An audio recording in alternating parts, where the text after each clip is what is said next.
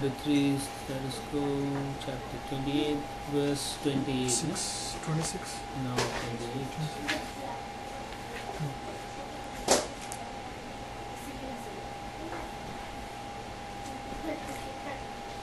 26 or 28? 27. I finished 27, right? Yeah.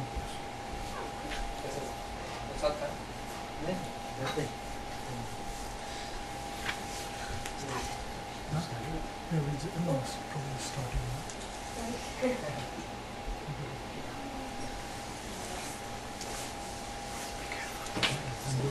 You did what, 26 or 27? Yes, not seriously. 25. 25 you finished. Yeah. 25 finish. Right?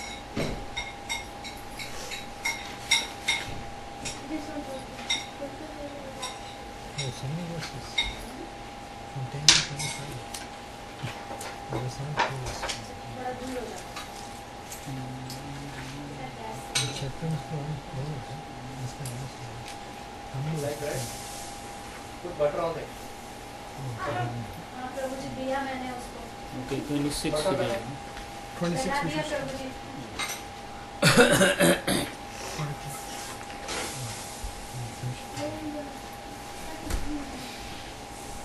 No, I think we did 26 already, right?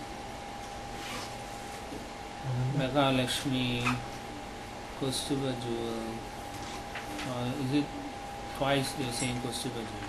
I think it is a similar verse probably, like before. But I remember 25 is the one that... Okay. So 26.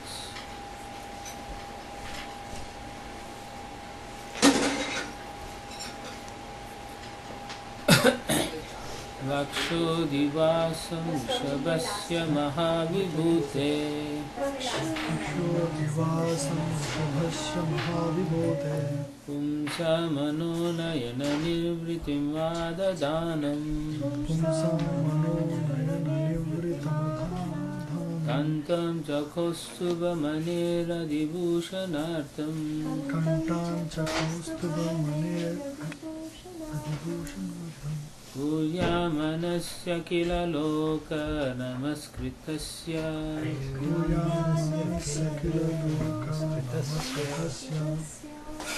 The yogi should then meditate on the chest of the Supreme Personality of Godhead, the abode of Goddess Mahalakshmi. The Lord's chest is the source of all transcendental pleasure for the mind and full satisfaction for the eyes. The yogi should then imprint on his mind the neck of the Personality of Godhead, who is adored by the entire universe. The neck of the Lord serves to enhance the beauty of the Kaustuba gem which hangs on his chest. Basically, how you meditate. Okay.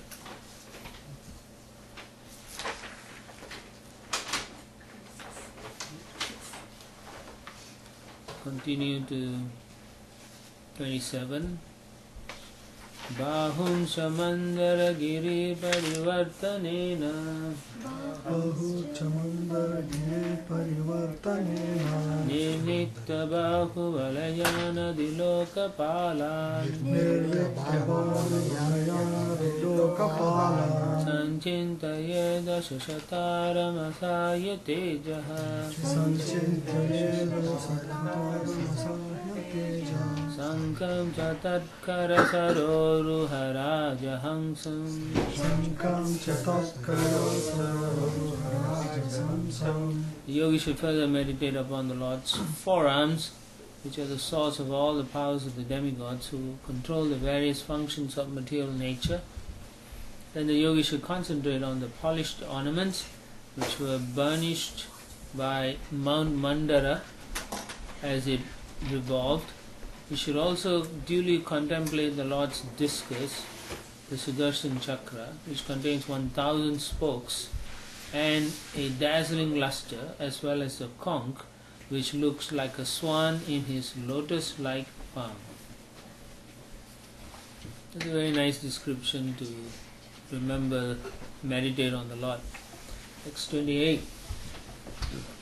Komodakim Bhagavato Dayitam Smareta Kamodakim Bhagavato Dayitam Smareta Digdamaradi Bhatashoni Takardamena Digdamaradi Bhatasoni Takardamena Mala Madhuvrata Varuta Giropa Gushtam Mala Madhuvrata Varuta Giropa Chaityasya Tattvam Amalam Manimasya Kante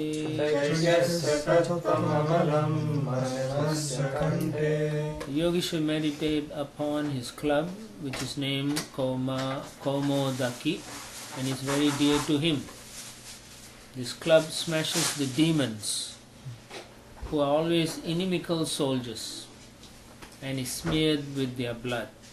One should also concentrate on the nice garland on the neck of the Lord, which is also always surrounded by bumblebees, their nice buzzing sound, and one should meditate upon the pearl necklace on the Lord's neck, which is considered to represent the pure living entities who always engage in his service. There's two things, one is the demons and the other one is the devotees. Okay. In the purport, Srila Prabhupada towards the end writes, those living entities in pure Krishna consciousness are symbolized by the pearls on his neck. Those who are demons and are inimical towards the pastimes of the Supreme Personality of Godhead are punished by his mace, which is always smeared with the blood of such fallen living entities. The club of the Lord is very dear to him because he uses this instrument to smash the bodies of the demons and mix their blood. As mud is kneaded with water and earth, so the earthly bodies of the enemies of the Lord or the atheists are smashed by the club of the Lord, which becomes muddied with the blood of such demons. You know, people read this, they will think we are really violent, huh? So, anyway, this just to show you that the Lord doesn't really like people who are atheistic or go against devotees. Not that he comes to do these kind of things all the time. Only in certain yogas he does that. Text 29. Mrityanukampita diyeha grihita murte Mrityanukampita diye grihita murte Sanchintaye bhagavato vadanara vindam Sanchintaye bhagavato vadanaya vindam Yadvishpura makara valgitena Yadvishwaran makarakundalavalitena Vidyotitamalakapalam udaranasham Vidyotitamalakapalam udaranasham. The yogi should then meditate on the lotus-like countenance of the Lord, who presents his different forms in this world out of compassion for the anxious devotees. His nose is prominent and his crystal clear cheeks are illuminated by the oscillation of his glittering alligator-shaped earrings. Interesting. It's alligator-shaped earrings. Huh? Makara. Sometimes they say shark also, no? So I was just wondering, that's kind of interesting.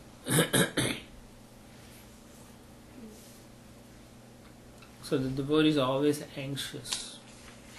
The Lord comes just for their pleasure, actually. So he comes, mainly he comes to please the devotees.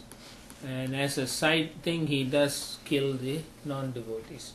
He doesn't come just to kill the demons. He just comes to give pleasure to his devotees. You know, there's the verse in the 4th chapter Bhagavad Gita, right? Paritranaya sadhana vinashaya duskrita. So his main purpose in coming, when he comes, is for the devotees. That's the main reason.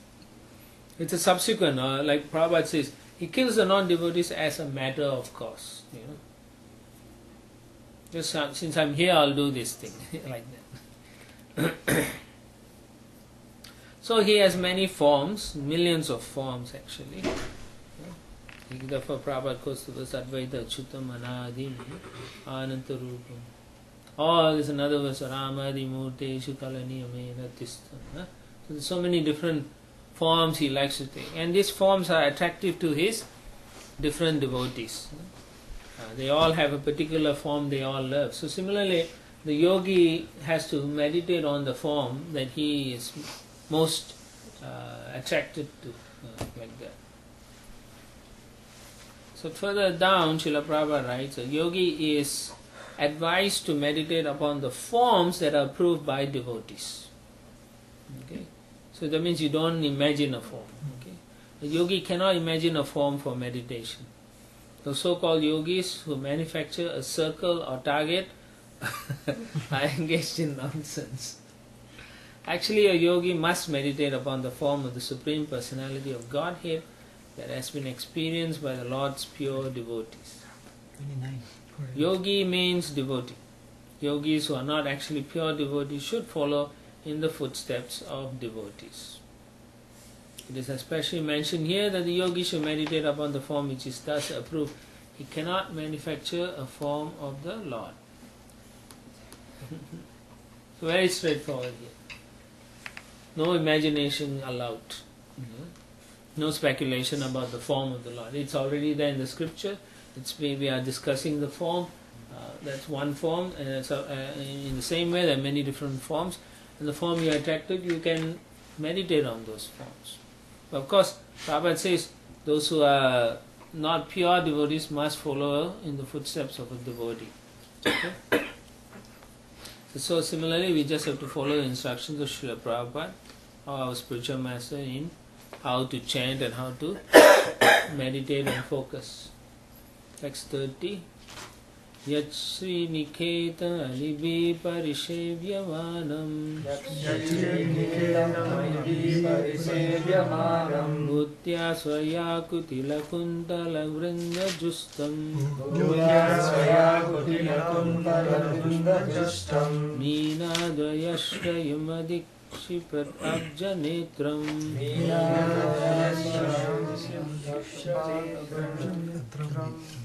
Dhyayan Manomayamatantrita Ullasadbru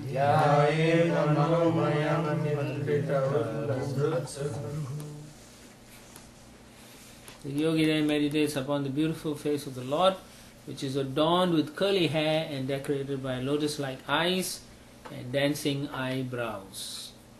A lotus surrounded by swarming bees and a pair of swimming fish would be put to shame by its elegance. So that means the Lord's face is so beautiful. Can't compare by anything even in nature. Prabhupada says one important statement here is Dhyayan Manomayam. Manomayam is not imagination. And so you see, a lot of time people think yoga means to meditate on something impersonal and so on. So here Prabhupada in almost every purport he's saying it's not an imagination. Manomayam is not imagination. Impersonalists think that the yogi can imagine any form he likes, but as stated here, the yogi must meditate upon the form of the Lord which is experienced by devotees.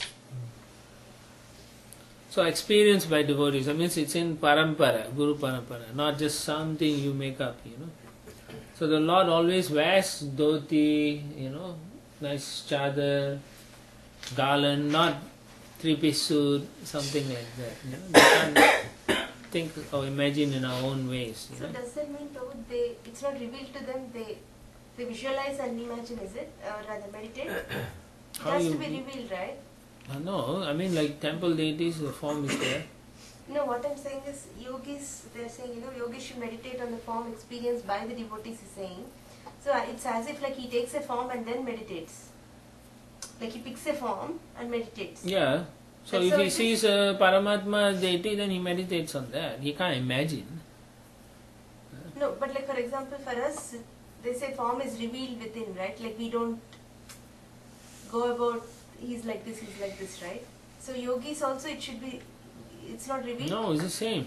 Ours is the same, theirs is the same. The form that you see, the pictures that you see in the Bhagavatam are revealed by Srila Prabhupada. No, I'm confused about statement we're saying, right, he should pick a form which is experienced by the devotees. It's as if like he's picking a form. So No, it doesn't mean like he picks what he wants. It means Whatever he's Acharya has attracted- already revealed the form that, whichever picture that's attractive, you meditate on that. Not imagine some form. He pick a form that's already been revealed. So he sees a form and closes his eyes and thinks about that form? Yeah. Like, okay. But ours is like one try also Yeah. trying to. Ours is like we don't think of a form, right? And You then- can. Prabhupada can? mentions there. You can. You can see the picture of Krishna. Yeah, chant. see a picture of your guru, meditate on the form of the deities. Why you say you can't? Yes, you can. While chanting, can We have to we? hear, right? Yeah, you hear. First, of course, you try to practice hearing first. If you can hear and see. Point then is, you it's- can. If you have difficulty, First focus on hearing. the body's got so many difficulties, right? So they can't hear, they can't do this. So if they have now the eye focus on the picture, yeah, you can do that. Smarana, lila, like that.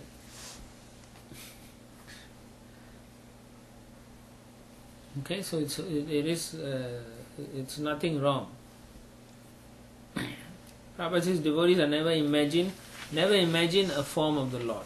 So they don't imagine. It's bona fide forms. They are not satisfied by something imaginary. The Lord has different eternal forms. Each devotee likes a particular form and thus engages himself in the service of the Lord by worshipping that form. Of course, here it could also mean they are very advanced. But the point Prabhupada makes earlier is one who is not in that level, he follows that which is by the experienced devotee. Okay. Then in the next paragraph, Prabhupada says, Manomayam is a carving of the form of the Lord within the mind.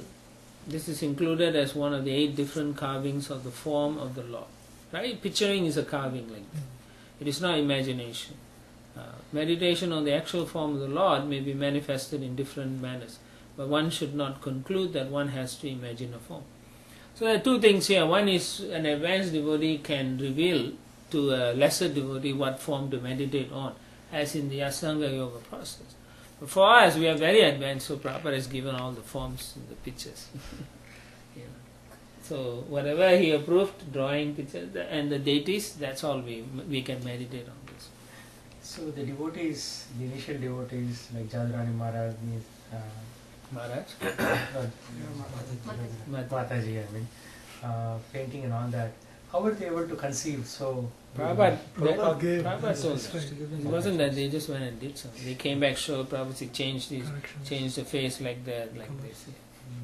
And Prabhupada described also. Yeah, Description. this is the description. There was an incident, Prabhu, like Prabhupada said, okay, now somebody, I don't know who's the devotee, he said, now we draw Paramatma. So the devotee went for some time, tried to see how to draw, and he came back flustered. It's like, okay, I don't know how Paramatma is. Then Prabhupada described and said, yogis take million lifetimes to see the form of the Lord, but I'm telling you so quickly, before draw. Okay, there you go, right? I told you it's revealed by Srila Prabhupada. So the forms you are seeing, all revealed by, all this painting, everything is revealed by Prabhupada. One time, one devotee he was asked to do Narad Muni. He was doing Narad with all muscles and all. Oh yeah, I heard that. Prabhupada telling you. She said, no, he's very lean. No muscular. Not muscular, yeah, so you can see if some devotee make a painting and the Krishna looks like a Muscle. that's wrong. Krishna doesn't look like that. You can't see muscles on Krishna. He's like a young boy with a little bit pouch, but that's a very attractive form. So like here Kaliya Krishna, you can see. This is all drawn during Prabhupada's time. So approved by Prabhupada means this is a bona fide picture to meditate on, like that. The Paramatma. Yeah. Yeah. So that's what it is. Meditation on the actual form of the Lord may be manifested in different manners, but one should not conclude that one has to imagine a form. Prabhupada makes it again clear, no imagination. And then towards the end of that paragraph, Prabhupada says, the Lord's face is self-sufficient and complete. His beauty defies the natural beauty of a lotus. It's more than anything you can find in the nature. That's how beautiful he is.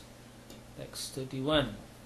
Tasyavalokam adhikam kripayati gora तस्यावलोकमधिकं कृपयाति घोरा tapatrayopasamanaya nishristam akshnoh तापादयोपशमनाय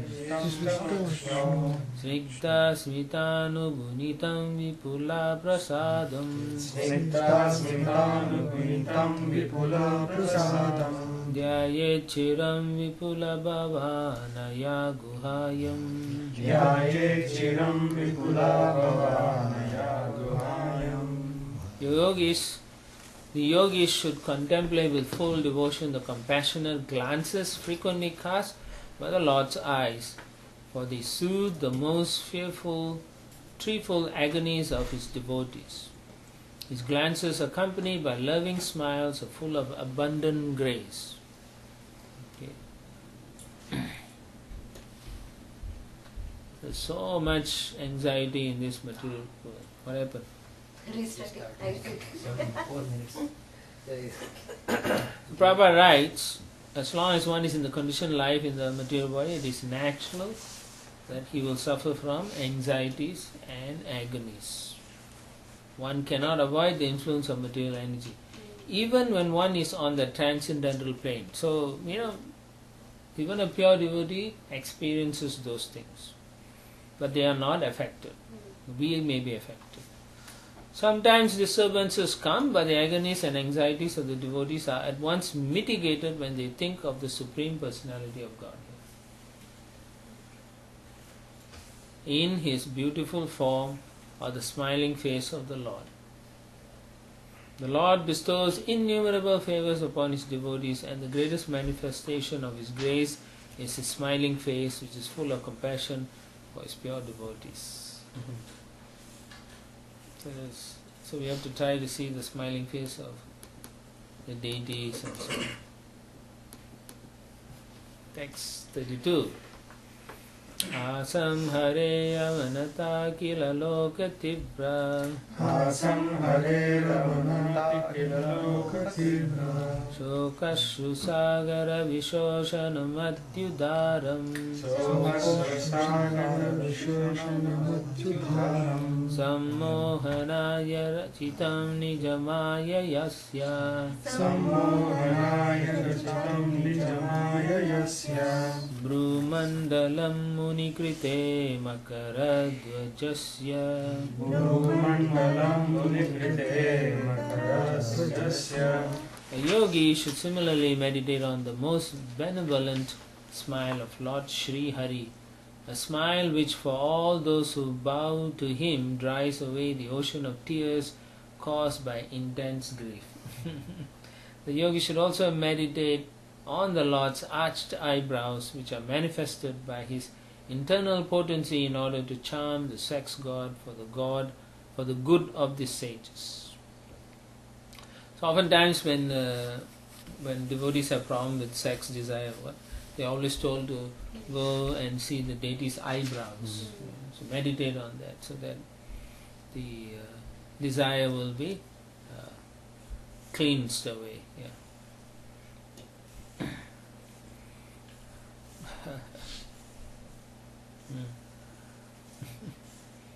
So Prabhupada says the whole universe is full of misery. So, if you are living here for so many lifetimes, you've been crying so much oceans of tears we have formed, But he says, but if you surrender to the Supreme Lord, everything is dried up, All you have to see is this beautiful smile of the Supreme Lord. Sometimes you are very morose, and if your Guru Maharaj comes and smiles at you, you feel so much happy, right? In the same way, he is representing Krishna. The smile of Krishna is through the spiritual master. So one only need to see the smiling face of the spiritual master, and all your worries are gone, right? You don't think of any of your anxiety. After he goes, then you worry. So the Prabhupada therefore says, the bereavement of material existence immediately subsides when one sees the charming smile of the Lord. So if you have problems, so much problems, just go to the deities. Go and take darshan. Try to appreciate how beautiful he is, how wonderful and glorious he is, like that. So once you are attracted like that, every time you have some things, you take your mind away by looking at the deity forms, like that. After a time you become purified. Just because you are doing that kind of activity, you become very purified. And then you are not attracted, you make advancement, you are not attracted to anything material.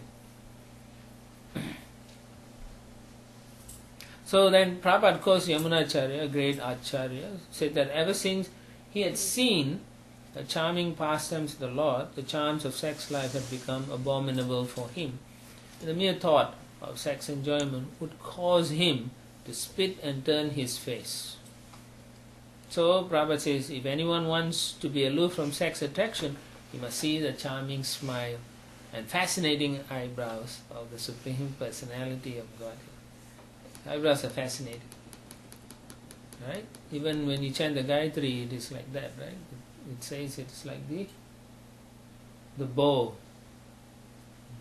Right? That is the last Gayatri, I think. Text 33.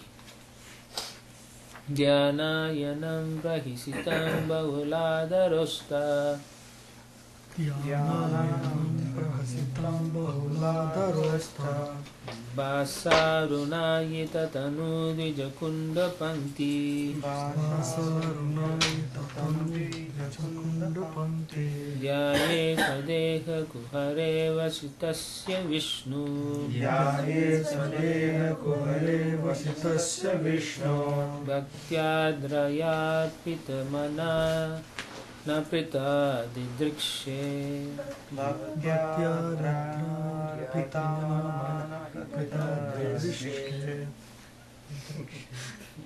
It's okay. Just go back and practice. With devotion steeped in love and affection, the yogi should meditate within the core of his heart upon the laughter of Lord Vishnu. The laughter of Vishnu is so captivating that it can be easily meditated upon. When the Supreme Lord is laughing, one can see his small teeth, which resemble jasmine buds, rendered rosy by the splendor of his lips. Once devoting his mind to this, the yogi should no longer desire to see anything else. It's amazing, this laughing feature of the Lord.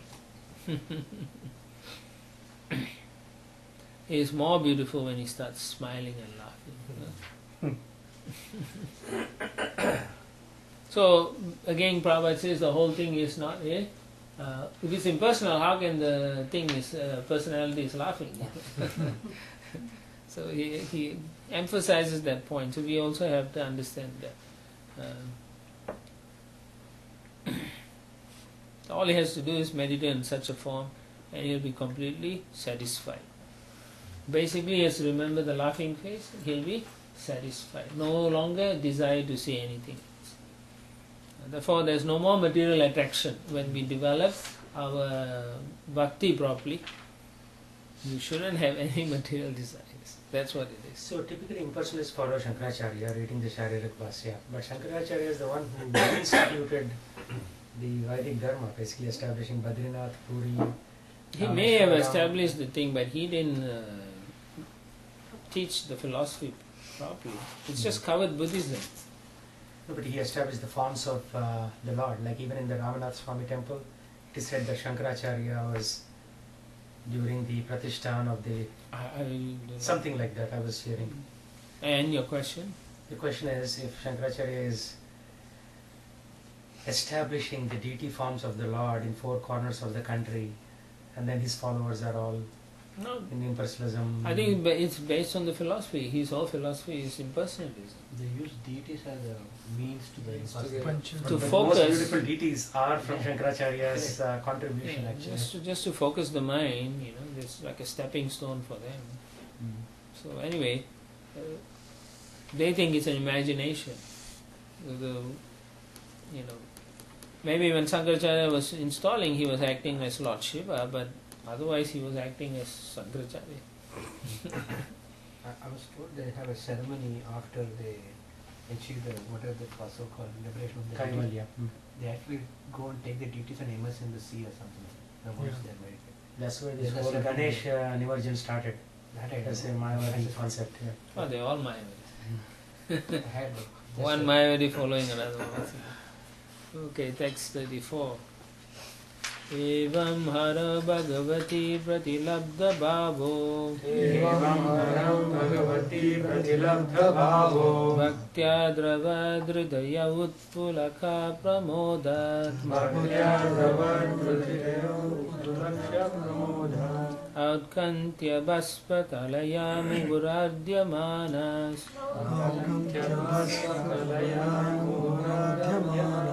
Tacchapi chitta padisham shanakar vijungte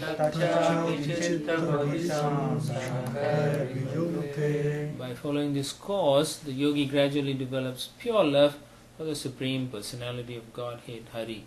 In the course of his progress in devotional service, the hairs on his body stand erect through excessive joy, and he is constantly bathed in a stream of tears occasioned by intense love. Gradually, even the mind which he used as a means to attract the Lord, as one attracts a fish to a hook, withdraws from material activity.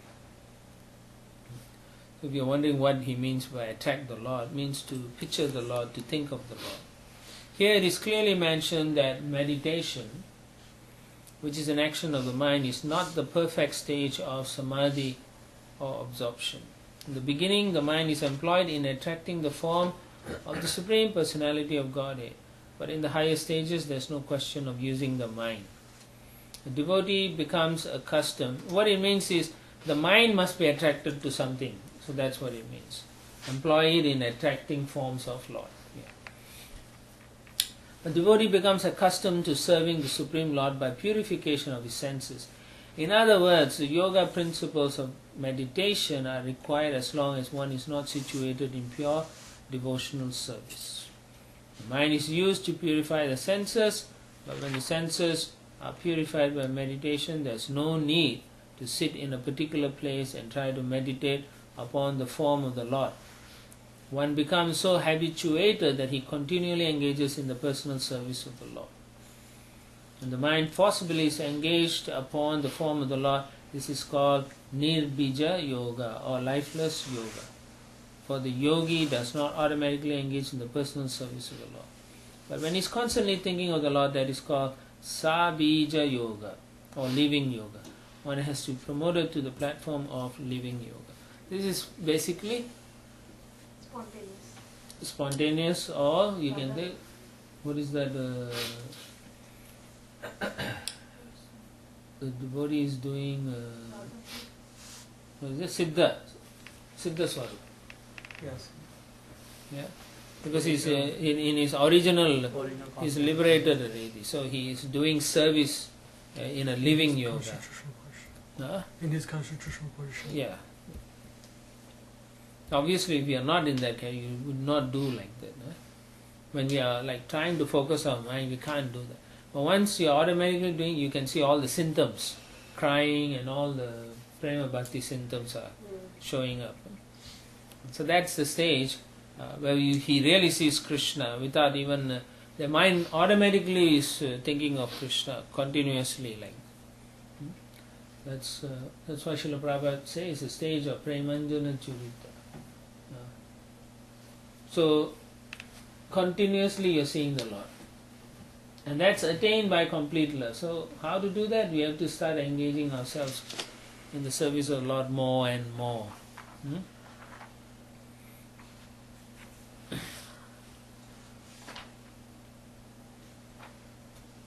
Continuously, automatically the mind will focus on such pastimes, forms like that. And in the last 2 lines, Prabhupada says, since the meditation recommended in the lower stages is a means to come to the platform of devotional service, those already engaged in the transcendental loving service of the Lord are above such meditation. The stage of perfection is called Krishna consciousness. That's what we are trying to do. We're trying to get to the stage of Krishna consciousness, completely focused. When is your wife coming? She just came, I picked her up from Oh, there. okay. It's a relief now. Yes, of course. Text 35. Muktasrayam yarhi nirvishayam Muktasrayam yarhi nirvishayam viraktam Muktashrayam yarhanirvishayam viraktam Nirvana vrichati manas sahasayatarchi Nirvana vrichati manasasayatarchi Atmanamatra purusho vyavadanamekam Atmanamatra purusho vyavanamekam Anvikshate pratinivritta guna pravaha Anvikshate pratinivritta guna pravaha. Sometimes some of the the words used very hard to follow. Translation. When the mind is thus completely freed from all material contamination and detached from material objectives, it is just like the flame of a lamp. At that time the mind is actually dovetailed with that of the Supreme Lord and is experienced as one with Him because it is freed from the interactive flow of the material qualities. So the mind is steadily focused on the Lord, that's it, nothing else. And then he is experiencing pastimes of the Lord. This is a very high level. Otherwise the mind is trying to always focus on the material things. Flow of material qualities, interactive flow. Right? That's what we are always thinking, right? 9 out of 10 times. No, 10 out of 10. 10 out of 10. Very seldom we think of Krishna. So this whole thing you can see, it's a matter of practice. After reading the verse yesterday about thinking of Krishna's lotus feet, so today consciously 3 times I could do it for maybe 2 seconds each. So that's about it. Well, so that's the start, no? Yeah. So the whole idea is to do it every day more often, more, and then slowly you become completely. So there's a fear, right? Oh, what happens this? What happens that? So therefore we never want to do it. Fear of letting go. Fear of letting go of your material things. Actually, this is the yogi here is completely, he's no more materially attached. But in practicing, he still may have some desires which may be disturbing him. But as he does more and more, you can see he's freed even from the interactive flow of material qualities. So he has no other thought. His only thought is how to serve the Supreme Lord. So Prabhupada gives the example of what nirvana is. The best example of nirvana is cited in Bhagavad Gita. In the beginning, the mind of Arjuna deviated from Krishna's. Krishna wanted Arjuna to fight, but Arjuna did not want to, so there was disagreement. But after hearing Bhagavad Gita from the Supreme Personality of Godhead, Arjuna dovetailed his mind with Krishna's desire. This is called oneness. So this is what Prabhupada means by nirvana. Not the impersonal understanding of nirvana. So Prabhupada says the Mayavadi philosophy cannot understand this. They think that oneness necessitates loss of individuality. So therefore, if you focus too much on the sloka and the words, you can get trapped, misunderstand the whole gist of it. You have to be very careful. When the mind is completely purified in love of God, the mind becomes the mind of the Supreme Personality of Godhead. Which means whatever the Lord desires, that you will do like that. The mind at that time does not act separately, nor does it act without inspiration to fulfill the desire of the Lord. So he has no other desire but to please the Lord. So that's what Prabhupada's point is. That is nirvana, one with the Lord. Just want to satisfy the Lord. Nirvana mukti. Yeah. So the context of what the nirvana, how it is used, must be properly understood. And the Vaishnava acharyas know what it means. Yeah? People who don't understand this, they misinterpret. Yeah? Because they take the exact meaning of what it means. Yeah? That's why they lose the ability to do the right thing. So then, about the flame, right? If there's no wind, remember in the Bhagavad Gita? Windless place. Yeah, in a windless Not place really there. If you look at the lamp, flame, it doesn't seem to be moving, and you will think, is it really there, or is it a bulb, or what, like that? So that's the steady mind of one who is focused on Krishna completely. So unbroken. Prabhupada says, when a lamp is broken or the oil is finished, we see the flame of the lamp goes out. But according to scientific understanding, the flame is not extinguished. It is conserved. This is conservation of energy. Similarly, when the mind stops functioning on the material platform, it is conserved in the activities of the Supreme Lord. So nice, he draws the parallel. The Mayavadi philosopher's conception of cessation or the functions of the mind is explained here. Cessation of the mental functions means cessation of activities conducted under the influence of the three modes of material nature. That's what it means. It means we don't work anymore for sense pleasure. It's only for Krishna. Text 36. Sopyataya charamaya manaso nivritya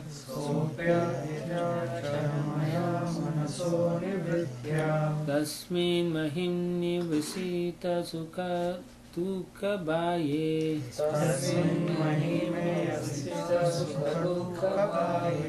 eto tvampi asati kartari dukha yoryat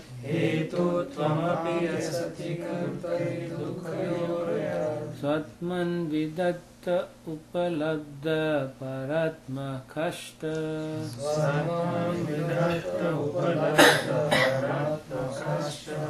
Thus situated in the highest transcendental stage, the mind ceases from all material reaction and becomes situated in its own glory, transcendental to all material conceptions of happiness and distress. At that time, the yogi realizes the truth of his relationship with the Supreme Personality of Godhead. He discovers that pleasure and pain, as well as their interactions, which he attributed to his own self, are actually due to the false ego, which is a product of ignorance. Prabhupada writes, this ignorance is actually due to forgetfulness of Krishna, forgetting that we are his servants. So this Astanga Yoga that is described by Kapila Muni is to help one get rid of the covering of ignorance. Just like in the case when in the first canto of Dhritarashtra, right? He was instructed by Vidura, and he goes to the forest and he removes each layer like that. So in the same way here, Prabhupada is saying, by yoga practice one can eradicate this ignorance of thinking oneself independent of the Supreme Lord. So you said Dhritarashtra was removing each layer? Yeah. Subsequently? Like physically? I don't know whether physically or not, but through yogic process. You know, each combination, remember we studied the combination, right? False ego mixed with this creates senses. So he was going backwards like this. Yes, remember? Okay, of thinking oneself independent of the Supreme Lord. Oh, I thought you were going to give him something. It's hot here. Okay. It's cold here. You turn it off. It's cold over here. Yeah, it's because there's fog today. So fog means water in the air, so it may affect. Yeah, cold maybe. Okay, then Prabhupada says, one's actual relationship is eternally that of love. Again, an emphasis on that, our constitutional position. The relationship is based on loving exchanges. So we are meant to serve lovingly. So our service should be done in a loving mood, right? Yes? Yeah. How do we do it then? Start loving. Yeah, I mean, it's one thing to just read and go on, but it's meant to be applicable. Loving, everything we do is supposed to be loving service. Forgetfulness of that sweet relationship is called ignorance. So same thing, if we do service with that kind of attitude, then we are in ignorance still, kanista. And that causes a lot of anxiety, a lot of problems with one another, even with the deities. We won't take the deities seriously. If you're dressing, you put the pin too hard on the deities. And sometimes you see the pins are bent, right? Then you wonder why the pin should be bent. Everything was straight. Where can you bend it? Sticking into the laws of Yeah, mind. exactly. So they are not using properly. So one day the Lord will pin you also. Or you step on a pin. So we are meant to have a loving relationship. It has to be, effort must be there. It's not a chore. What is a chore? Something that forcibly you take. Mechanically. Mechanically, forcefully, routine, like that. Must do it, so I am going. All service means it's supposed to be loving. It's not like that, so think carefully, when you're on the altar or anywhere, book distribution, same. It's no difference, book distribution and on the altar. No difference. And if you are impelled by ignorance, you're actually acting on the senses or selfish. Okay? And then you think you are the enjoyer. So, services are done for whose pleasure? Lord's pleasure. So you have to put in your eyes shade. Services are for Lord's pleasure, not my pleasure. So when you go, you have to think like that. You have to do a nice job. So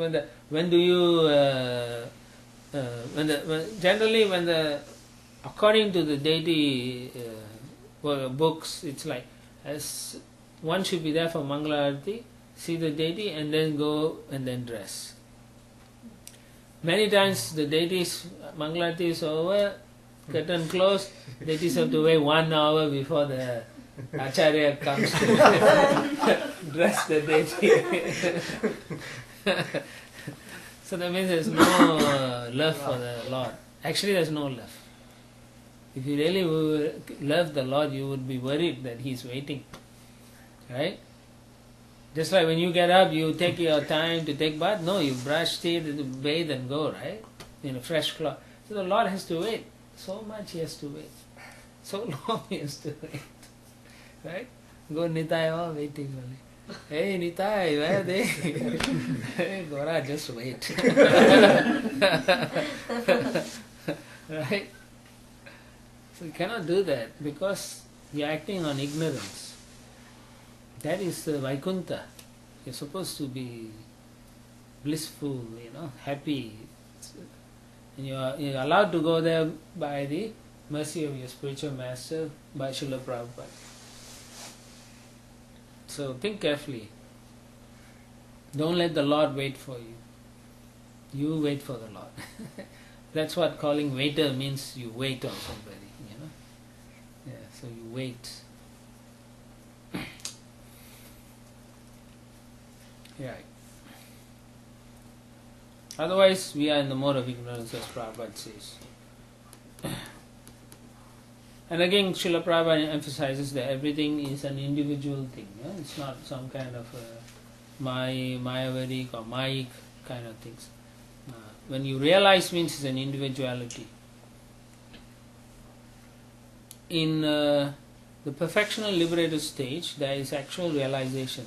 Nivritya means that the living entity keeps his individuality. Oneness means that he realizes happiness in the happiness of the Supreme Lord.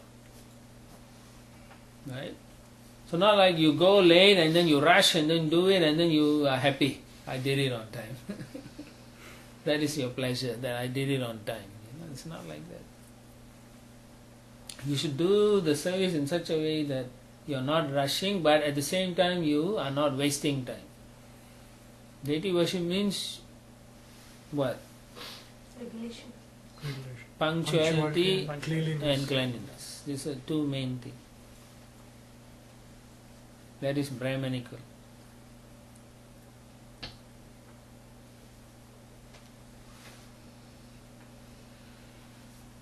Otherwise you are Sudra.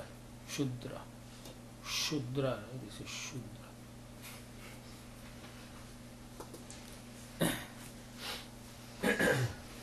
And Prabhupada also says, right, in the Supreme Lord there's nothing but happiness. So when you're serving, you're touching the body, you're massaging, you should feel happiness. You must feel happiness. You must feel joyful. You must feel grateful. When you feel grateful, you feel happy. Went to the Tota Gopinath temple in Puri. Oh, he's so... And then... he's outside Puri, slightly. Yeah, okay, technically close to the shore. And the pujari was massaging the feet of, just like the other Pandit, the tradition continues. He was massaging. There's a Mangalarti over there? No, during the day. Oh, they show. Generally they are very careful. He's kneeling, Tota Gopinath. Because when Gadadhar Pandit was too old, he couldn't put the garland in the Lord said, what are you doing? He said, what, I can't even do, why don't you bend down, I can garland. So the deity kneeled. So his legs are crossed, but if he takes the dhoti, you can see it's like kneeling like that. Yeah. So he bent down to get the garland. Yeah, you see? Actually, he's very big deity, Big deity. Can you zoom the photo? Yeah, right now the cloth is covering his knees. Therefore, that's right. He's big. He's not small deity. He's huge. He's very big, very muscular also. Yes. I wouldn't say muscular, but he's big. Yeah, you see, he's bending forward. And he has a very large flute. Listen. Very large flute, at least the day when I went. No, but this is another picture at the bottom. The one is the deities are on top. The one in the center. This one? Yeah. Oh, the one at the Right. bottom also they did that. Yeah. Sandalwood. They did sandalwood, that's why. Yeah, I couldn't this see. No, you had the right picture previously.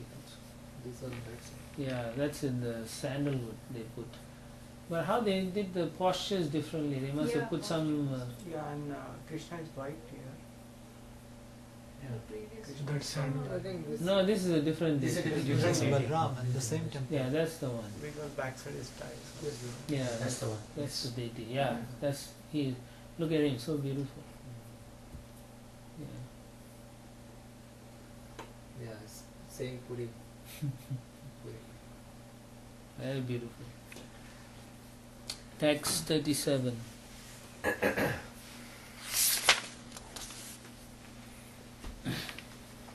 So now he's actually experiencing a lot of things, and he's viewing the Lord's body.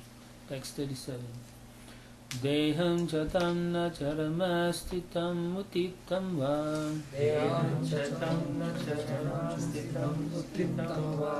siddho vipasyati yato dyagamat swarupam daiva rupedamata daiva vasatapetam vaso yata parikritam madhira madanda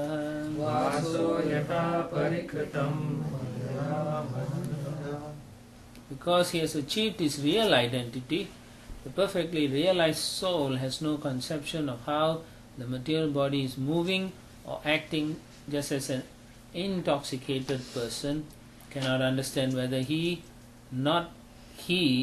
has clothing on his body, or whether or not he has clothing on his body. So, Prabhu, this Ashtanga Yogi also is ultimately coming to the stage of the Bhakti Yogi. Right? Yeah, all the yoga must lead to the all yoga connecting to.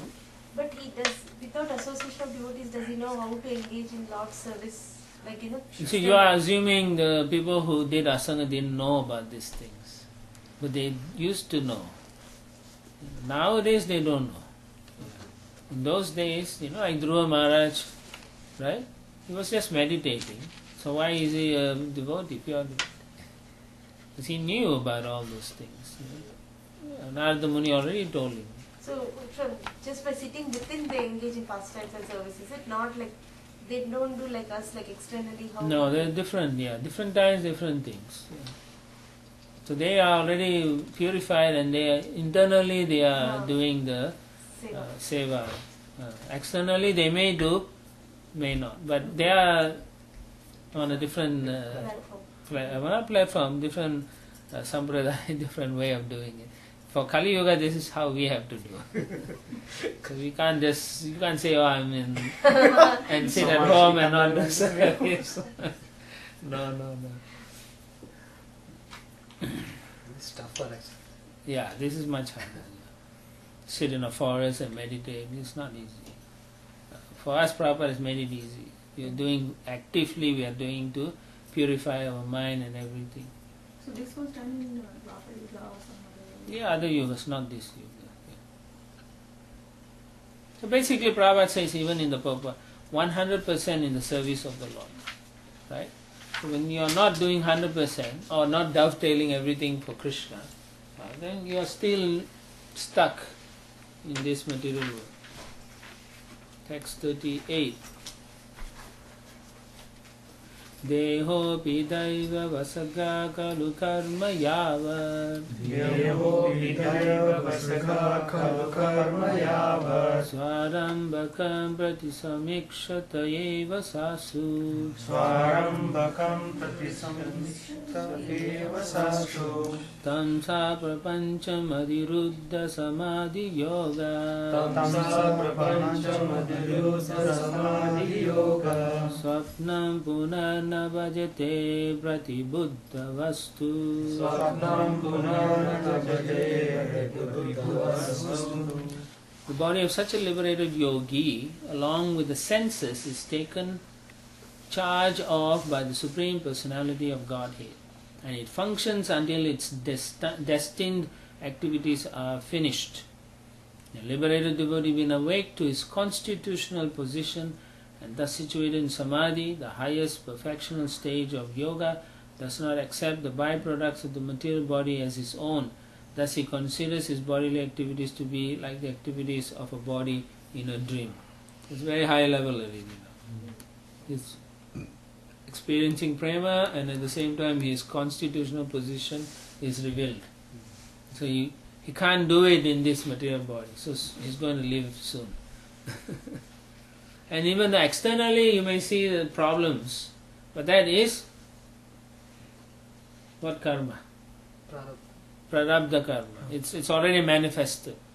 So that's why it's very important when you deal with devotees. You cannot judge them by the prarabdha karma, external factor. You have to see what's in the heart. So how to see in the heart? By association, by serving one another, like that. But unless you are advanced, you cannot judge another person. So therefore, don't judge a devotee. Just see everyone as more advanced than you are. See everyone as Prabhu. Not you, like you said, right? Not yourself as Mahaprabhu. So just see everyone as Prabhu, your own Prabhus, like that.